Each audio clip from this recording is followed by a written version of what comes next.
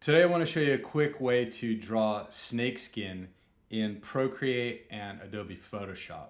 So I have this illustration I've drawn in Procreate on the iPad Pro, and you can see in the layers here I have the snake, and there's a little shadow and the skull. So those are all isolated out. I think the skull looks really good. However, the snake, you can see the lines, the scales are kind of hard edge and they don't look very snake-like.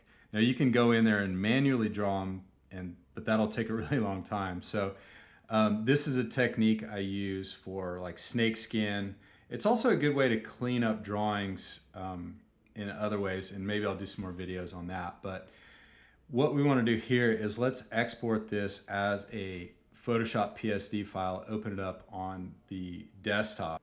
So here's the art in Adobe Photoshop. Looks the same as we had it in Procreate. All the layers are here. You can see the layer group. So I'm just going to turn that drop shadow off, and I'm going to turn the skull art off.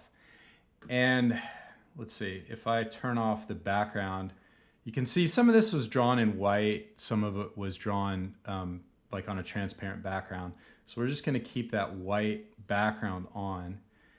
And what we want to do here is go Command A to select all, and then Command Shift or Control Shift C if you're on a PC to copy. And that just copies like a flattened image of all those layers. And if we go Command V, we can paste in a flattened layer of this snake.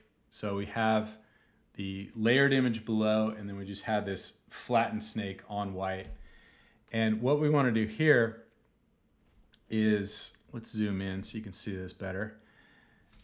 We can go to Filter, Blur, Gaussian Blur.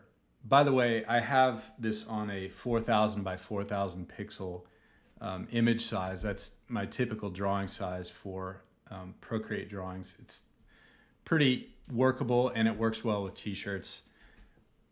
So we want to move this Gaussian blur radius slider around until it's kind of hard to explain, but if you squint your eyes, you kind of see those scales rounding out. So I'm going to do about a 7 pixel blur. And if we zoom in here a little bit more, you can see it's a really blurry image. But what we want to do now is go Image, Adjustments, Threshold. And you'll see how those scales are really nice and rounded out. We're losing a lot of detail in certain areas. So you want to move that slider around till it kind of overall looks pretty good. Now, even if you're losing detail in some areas like the face, we can go back and erase that out.